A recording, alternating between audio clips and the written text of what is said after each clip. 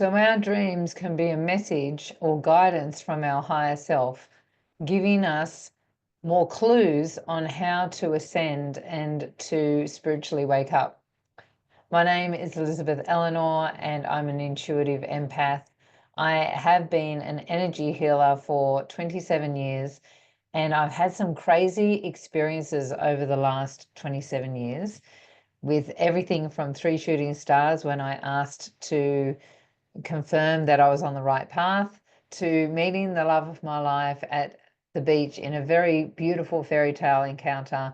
My maiden name was Payne, Payne, and his is Make Peace.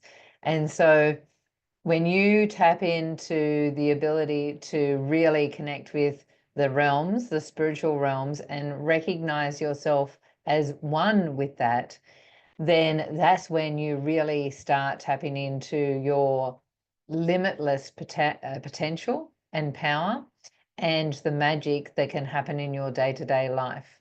So someone challenged me to do 365 days on YouTube to share my beliefs, my stories, and to spread some wisdom out there for those that are on the journey and just waking up and going, what on earth is happening for me?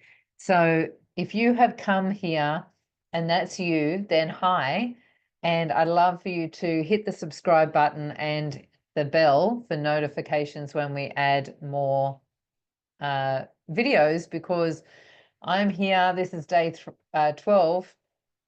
We've got a long way to go together, right? So I wanted to share about dreaming because we think of ourselves as here in a physical body and that this is our waking world. But I would like to question that and say that we are actually tapped into the matrix in our physical world, and that this is actually the dream where we're trying to work things out. In saying that, when we go to sleep, we get the opportunity, our soul gets the opportunity to leave the body, because from a soul's point of view, this body is pretty heavy and hard to deal with, because we don't always listen to the soul and what it's here to correct. And so it can get a little bit, I want to leave the body and just have some fun again in the ethers. And so off the soul goes so that we can sleep. And that's one of the reasons why babies sleep so much, is because they're just starting to get used to the fact that they're in this heavy frequency. This third dimension is quite dense. And so babies need to sleep so that they can come in and out as much as they can as they get used to being in this dimension. When you go to sleep, your dreams have messages for you, and it's an interesting thing to think about, because there's a couple of things, and I haven't done any research on this. This is my understanding from my own spiritual, 27 years of this journey now, and I've experienced it more than I've read about it or theorized about it. However, one of the things that I know from my own dreams is that depending on what I have been watching or how I've had interactions or influence through the day, those things can be part of what comes out in my dreams, and you then can discredit it.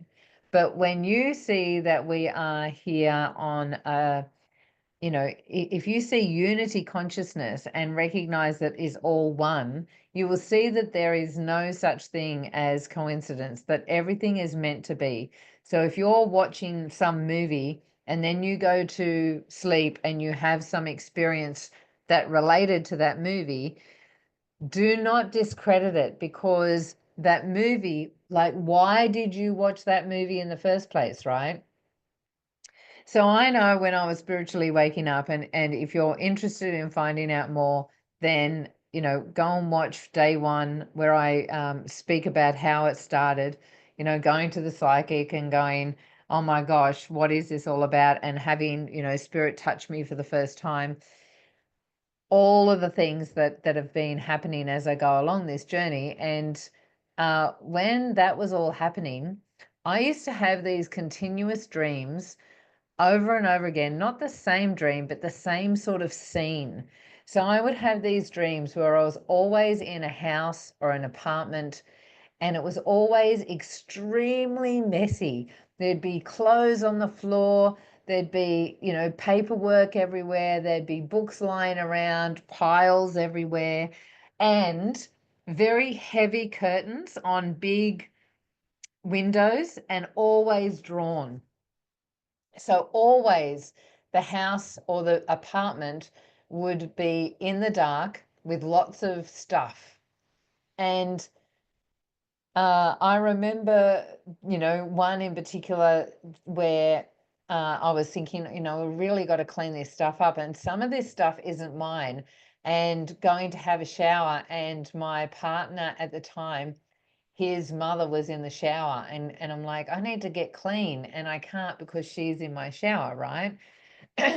And it was very continuous, this repetitive thing of other people's stuff, darkness, heavy curtains. So there was a heavy veil, and complaining to myself that there was too much to do, and there was it wasn't all mine, all those things. Right now, I don't know about you, but I now see all of that and recognize that there was a lot of stuff for me to clean up, and it wasn't just my stuff. I needed to start setting boundaries with people. I needed to be clearing up the things that were happening for me that were related to those people, right? And I specifically remember the time, and it was an apartment. I was in an apartment, again, big, heavy curtains drawn, and looking around the house, the apartment, it was full of mess. And I remember all of a sudden this phone ringing very distinctly in the dream. And I go to find this phone with underneath all the clothes. And here's one of those old fashioned, and, back then we still had the old fashioned, hand phone like this, but it was the one that was really old fashioned. It had big chunky sides on it, and, a brass bar at the top. And it was like sort of like an ancient phone. And it was ringing, and I finally find it, and I pick it up, and someone says on the other end, "How's the weather down there?" Well, at the time, I just wrote it in my dream journal. And if you're having dreams that are repetitive or that seem quite significant, I do encourage you to get a dream journal and write down as much detail as you possibly can, because you will start noticing a pattern, right?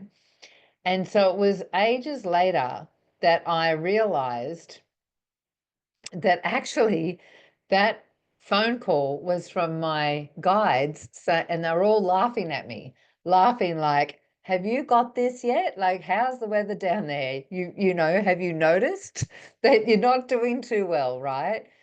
And so I thought that that was really interesting. I didn't notice it at first.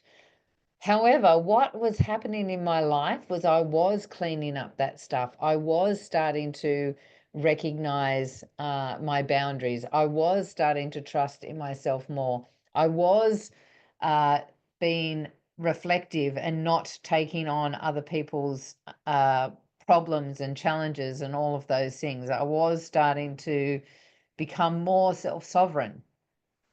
And I distinctly remember I was a massage therapist. I was living in Cairns, and I distinctly remember the first dream after that, where I'd been cleaning up, and it was constantly the same darkness, darkness, darkness. And then all of a sudden, I had a dream where I'm in this beautiful, white, pristine, very big room. It was like in a building, and the whole building was white. It was all sparkly.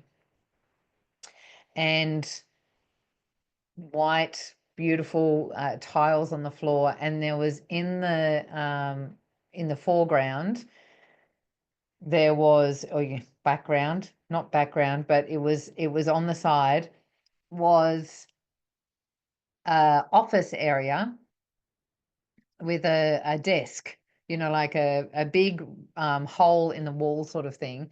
And people were lining up all in white. Everyone was in white, including me. And we were all lining up to go somewhere. And I knew that I was going to heaven, that it was heaven. I was going to go to heaven.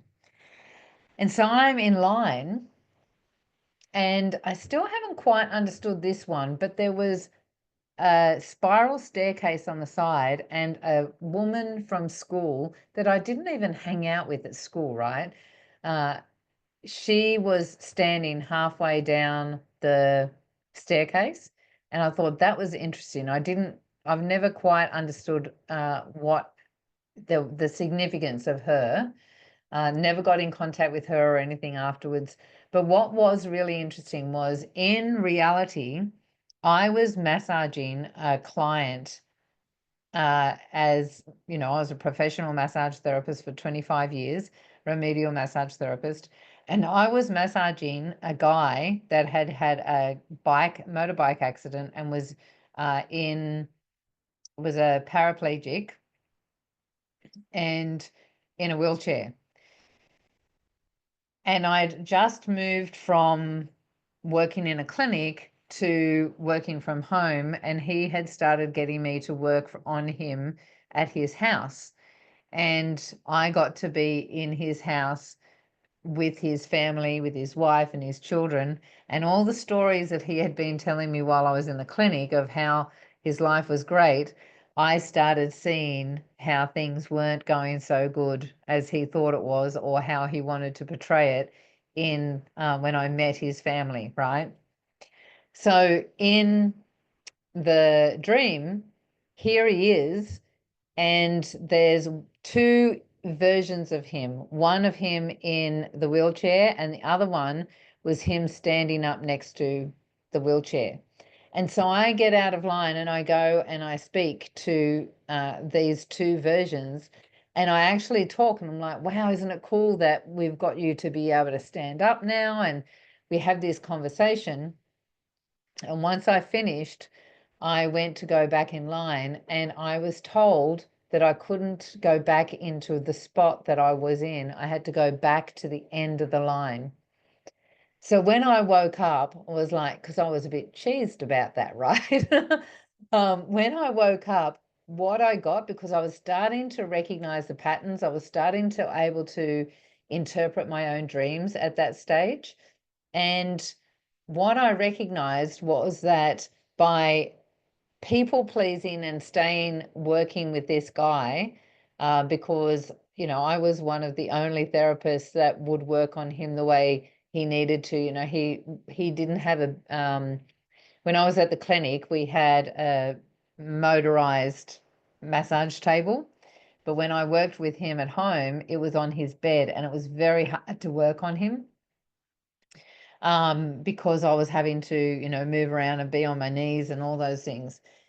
And so what I got from the dream was, by staying in that experience, by massaging him and doing something that I didn't feel was good for my body, but doing it anyway, had taken me off my path. And so being able to use that dream and see that actually this dream is telling me that I need to stop massaging this guy and get back on my spiritual path and say no and do the things that I needed to for my life, was really important. It was an important part of my life to recognize that I needed to start saying, standing up for myself, trusting again, which is something we've talked about before, and knowing that by saying no, I was going to be able to move forward on my path and my journey as a spiritual woman.